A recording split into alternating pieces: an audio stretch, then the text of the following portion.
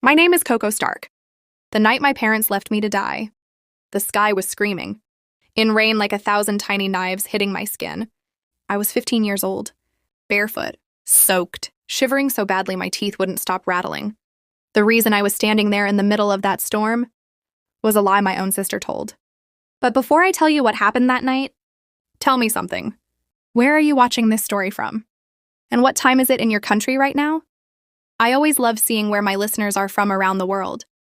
And if you enjoy emotional revenge stories like this, make sure you hit that subscribe button, because the story you're about to hear is something my family will regret for the rest of their lives. My parents didn't even look back when they drove away.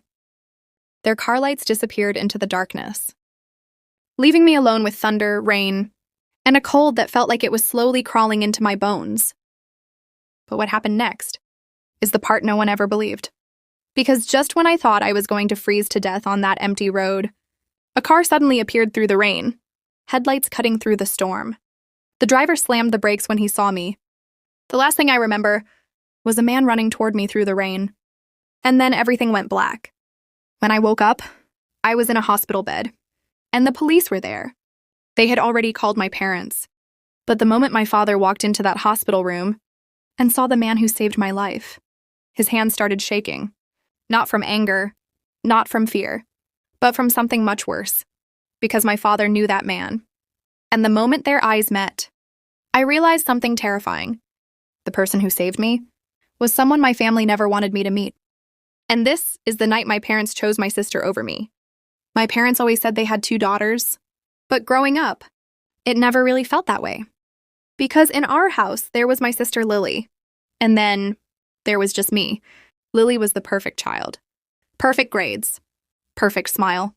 Perfect manners. At least, that's what everyone believed. My mom loved showing her off to relatives. "Look at Lily," she would say proudly. "She's going to be something big one day." And then she would glance at me, like I was an afterthought. And Coco, well, Coco is just different. Different. That word followed me my entire childhood.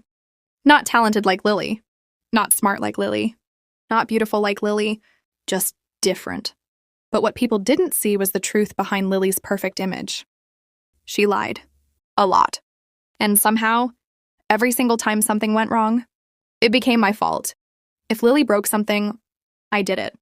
If Lily came home late, I distracted our parents. If Lily got caught cheating on a test, apparently I helped her. I tried to defend myself in the beginning, but it never mattered. Because my parents had already chosen who they believed. And it wasn't me. By the time I turned 15, I had already learned something important. Sometimes the truth doesn't matter. What matters is who people want to believe. And my parents always chose Lily.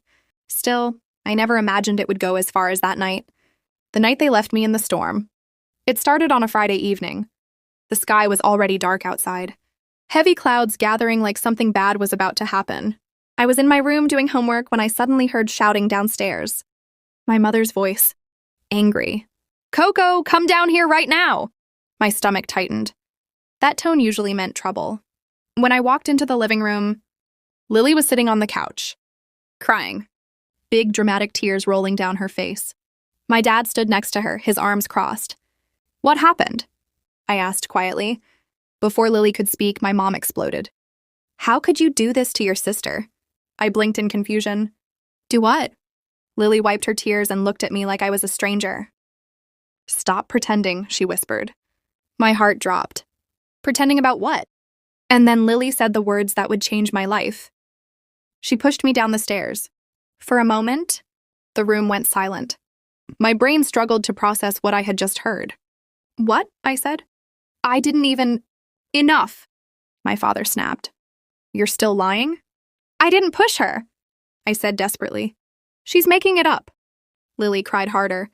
"Why do you hate me so much, Coco?" She sobbed. "I'm your sister." My mother wrapped an arm around her like she was protecting her from a monster. "Don't worry, sweetheart," she said softly. "We know who the problem is." I felt like the ground had disappeared beneath my feet. "Mom, Dad, please listen to me." But they weren't listening.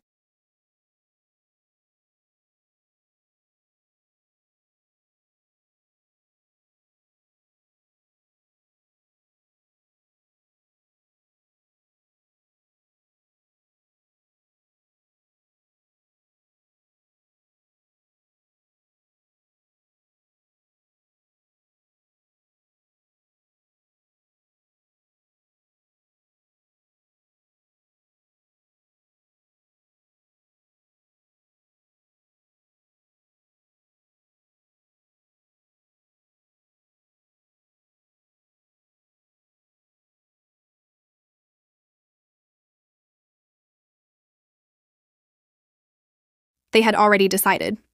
"You're going to apologize to your sister," my father said coldly. "I'm not apologizing for something I didn't do." That was the moment everything changed. My father's face hardened. "You think this is a joke?" "No," I said quietly. "I think Lily is lying." The slap came so fast I barely saw it. My cheek burned as I stumbled backward. "How dare you?" my mother hissed. "You're jealous of her." That's what this is. Jealous. That word again. "I'm not jealous," I whispered. But they had already made their decision. My father grabbed my arm. "Get in the car." "Where are we going?" I asked nervously. "You'll see." The rain started falling as we drove. At first it was light, then heavier and heavier. Soon the storm was so loud it sounded like the sky was breaking apart. Thunder cracked across the road. Lightning flashed through the windshield. My parents didn't say a single word during the entire drive. Finally, the car slowed. We were on an empty road outside town. Nothing but trees and darkness. My stomach twisted with unease. "Why are we here?" I asked. My father stopped the car. Then he looked at me in the rearview mirror. His expression was colder than I had ever seen before. "Get out." I thought I had heard him wrong. "What?" "You heard me," he said. "Get out." My heart started pounding. "It's raining, Dad. Maybe next time you'll think before hurting your sister." "I didn't hurt her. Out!" My mother opened the door beside me. Cold rain instantly poured into the car. "Go," she said. For a moment, I just sat there, frozen. They wouldn't really leave me here, right? But then my father said something that shattered what little hope I had left. "Maybe a night alone will teach you a lesson." And just like that, I stepped out of the car. The rain hit me like ice. Before I could say another word, the door slammed shut. The car drove away, and their red taillights slowly disappeared into the storm, leaving me alone on that empty road, with thunder roaring above me, and a cold so sharp it felt like it was cutting through my skin. I didn't know it yet, but that night, someone else was about to find me. Someone who would change everything. The night that almost took my life. The rain kept falling harder. Within minutes, my clothes were completely soaked. My hair stuck to my face, and the cold wind pushed against my body like it wanted to knock me down. I stood in the middle of the empty road, staring at the direction where my parents' car had disappeared. Part of me believed they would come back. Maybe this was just a punishment. Maybe after 10 minutes they would return and say, "All right, Coco, get in the car." But 10 minutes passed. Then 20. Then 30. And the road stayed empty. The storm only became worse. Thunder exploded above my head, making me jump. Bright lightning lit up the sky for a second, showing the tall, dark trees around me. Everything looked scary. Everything felt lonely. I wrapped my arms around myself, trying to stop the shaking. But it didn't work. The cold was getting deeper. My shoes were already full of water. My fingers felt numb. I tried rubbing my hands together, but I could barely feel them anymore. I started walking. I didn't know where I was going. I just thought maybe, if I kept moving, I wouldn't freeze. The rain hit my face so hard it was difficult to keep my eyes open. My legs felt heavy and slow. "Just keep walking," I whispered to myself. Just keep walking. But the road seemed endless. No houses. No lights. No cars. Nothing. Only the sound of the storm. After some time, I stopped walking. I was too tired. My body was shaking so badly that I could barely stand. My teeth kept hitting each other. I stepped off the road and sat down on the wet grass near the trees. The cold instantly spread through my body like ice. I hugged my knees and tried to stay strong. But slowly, something strange started happening. The shaking became weaker. My body felt lighter, almost warm. I knew something was wrong. I had once read that when people freeze, they sometimes feel warm before they pass out. The thought scared me. No, stay awake," I whispered. But my eyelids felt heavy. The rain was still pouring, but the sound started to feel distant, like it was far away. I looked down the road one more time. Still empty. My parents were not coming back. That was the moment I realized something painful. They actually left me here, not as a punishment, but because they believed my sister. A tear mixed with the rain on my face. "I didn't do it," I whispered weakly, but there was no one there to hear me. My vision started getting blurry. The world around me slowly became darker. I leaned against a tree, trying to stay awake. But my body was losing the fight. Then, through the rain, I saw something. 2 small lights far away. At first, I thought I was imagining it. But the light slowly became brighter. Headlights. A car. My heart suddenly started beating faster. I tried to stand up, but my legs were too weak. So instead, I raised my arm and waved it slowly. The headlights were getting closer. The car was driving fast, probably trying to escape the storm. For a moment, I thought it might not see me. But suddenly, screech! The loud sound of brakes cut through the rain. The car stopped just a few feet away from me. The headlights were so bright I had to close my eyes. The driver's door opened quickly. I heard footsteps running toward me through the water. Hey, are you okay? A deep male voice shouted. I tried to answer, but my lips barely moved. The man reached me and quickly crouched down. Oh my God, he said in shock. I could feel his warm hands holding my shoulders. You're freezing. His voice sounded worried. Very worried. Can you hear me? He asked. I tried to nod, but my head felt heavy. The man quickly took off his coat and wrapped it around my shoulders. The warmth felt strange, but comforting. What are you doing out here? He asked softly, but I couldn't answer. My eyes were closing again. Hey, stay with me, he said urgently. He carefully lifted me into his arms. I was too weak to resist. The world moved slowly as he carried me toward the car. Rain kept hitting my face, but I barely felt it anymore. He placed me gently in the passenger seat and quickly closed the door. The warm air inside the car felt like heaven. He ran to the driver's side and got in. Then he looked at me again. His expression changed, like he suddenly recognized something. But I couldn't understand why. Don't worry, he said softly. You're safe now. Safe. That word felt strange. I hadn't felt safe in a long time. The man quickly grabbed his phone and dialed someone. Yes, he said urgently. I found a girl on the highway near Ridge Road. She's about 15, maybe 16. She's showing signs of hypothermia. My hearing started fading again. The man kept talking to someone on the phone, probably emergency services. Then he looked at me once more. Stay awake, he said. We're going to the hospital. But my body had already reached its limit. Everything around me started spinning. The last thing I remember was the man reaching over and gently holding my hand. Stay with me, kid, he whispered. You're going to be okay. After that, everything went black. When I opened my eyes again, I was lying in a hospital bed.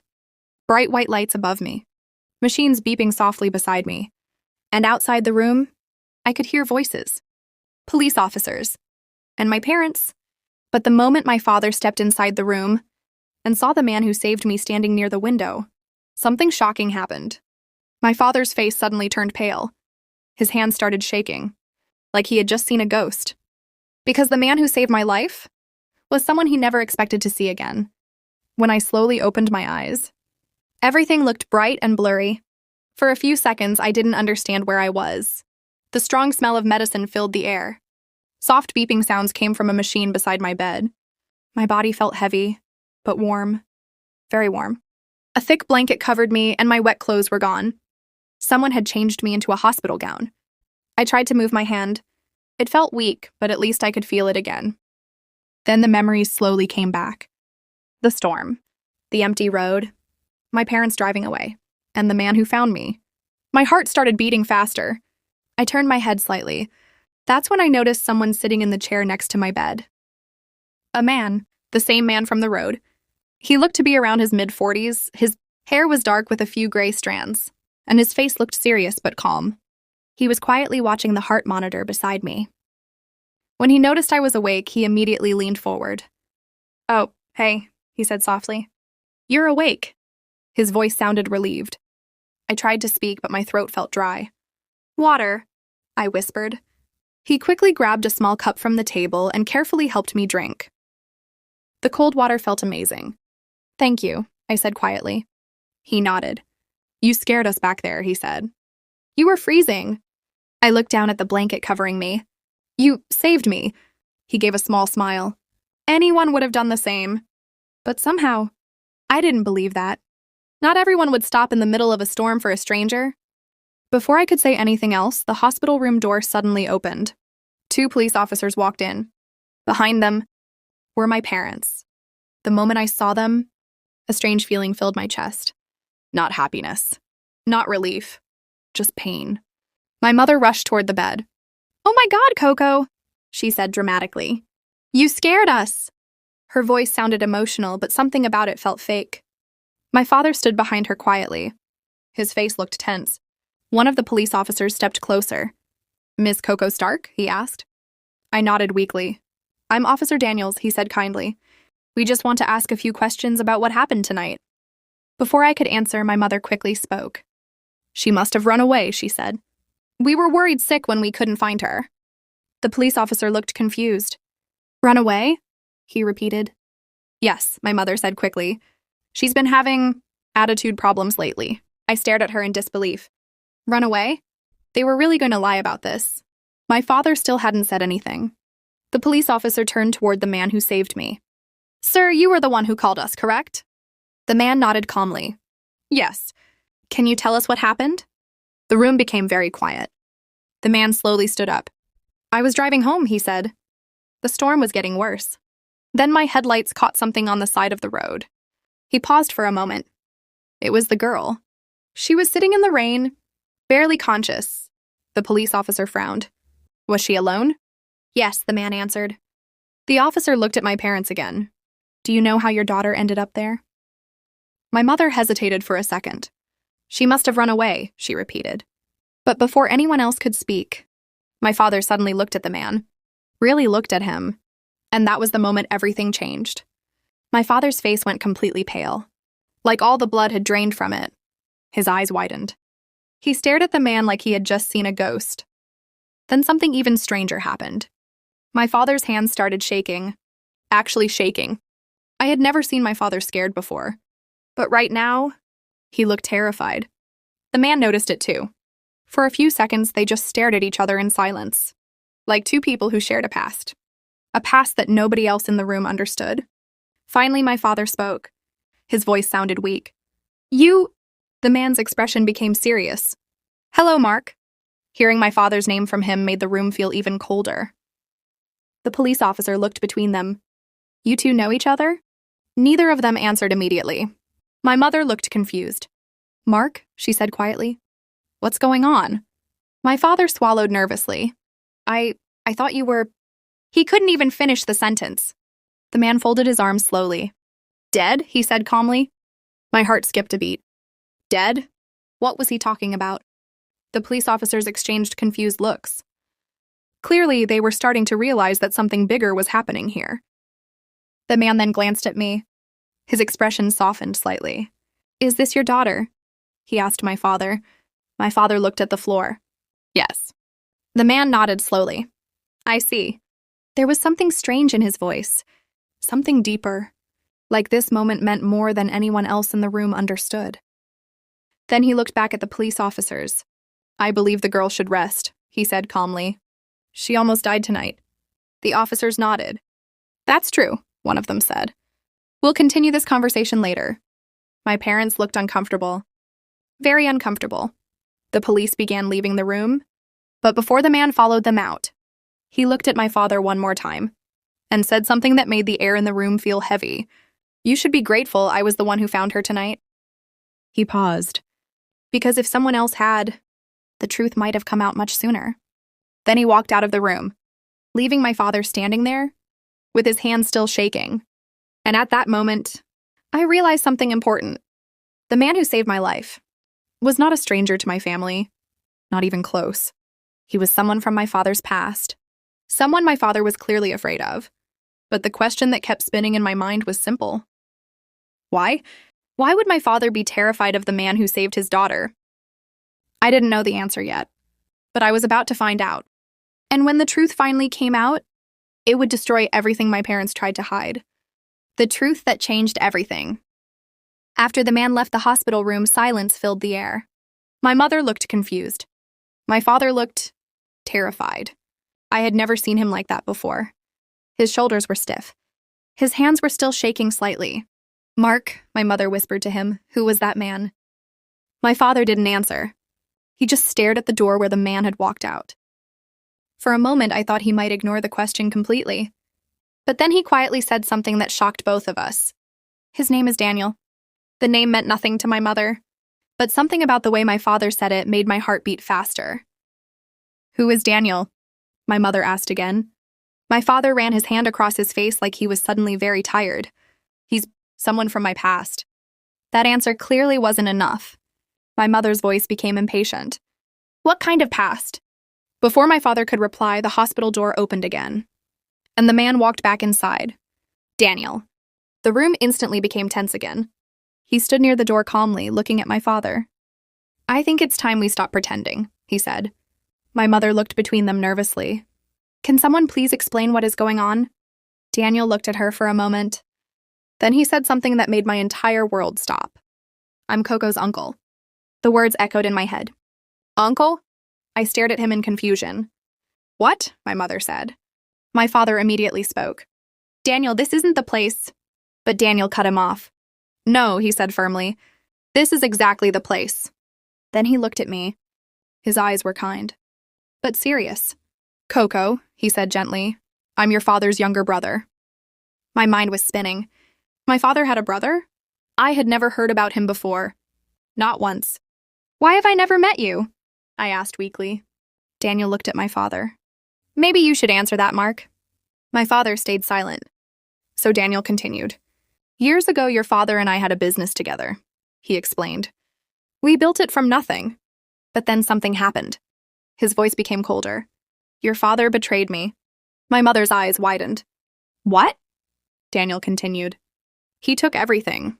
The company. The money. And he left me with nothing." My father suddenly snapped. "That's not what happened!" Daniel laughed softly. "Really?" Then he pulled something from his jacket. A folder.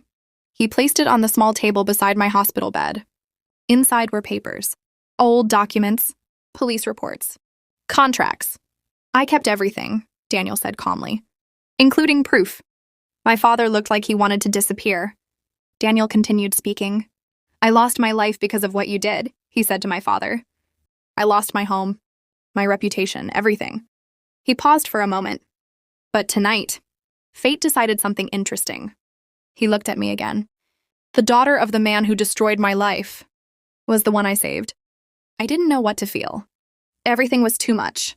My father looked desperate now. "Daniel, please." But Daniel ignored him. Instead, he turned toward the door again. And right on time. The two police officers walked back into the room. Officer Daniels looked at the tension in the room. "Everything all right here?" Daniel calmly pointed to the folder. "I believe you might want to read those documents." The officer picked up the folder and started flipping through the papers. His expression slowly changed. Then he looked at my father. "Sir, we also need to discuss something else." My father looked nervous. "What?" The officer spoke carefully. "The girl said she was left on the road, and the man who saved her found her miles outside town." He paused. "So we need to know something. Did you leave your daughter in that storm?" The room went silent again. My mother looked shocked. "Mark, tell them we didn't." But my father couldn't speak. His silence said everything. The officer sighed. "Sir, child abandonment is a serious crime." Daniel crossed his arms quietly. "And attempted manslaughter, if the situation was life-threatening." My father looked completely defeated now. The truth had finally caught up with him. And for the first time in my life, my sister's lie had consequences. I looked at Daniel, the man who saved me, the man my family tried to erase. And in that moment, I realized something. The storm that night didn't just change my life. It exposed the truth my family had been hiding for years. And for the first time, I wasn't the weak girl they thought I was. Because now, I knew the truth. And the truth was the beginning of my revenge. My name is Coco Stark. And this was only the beginning of the story my family would never escape from.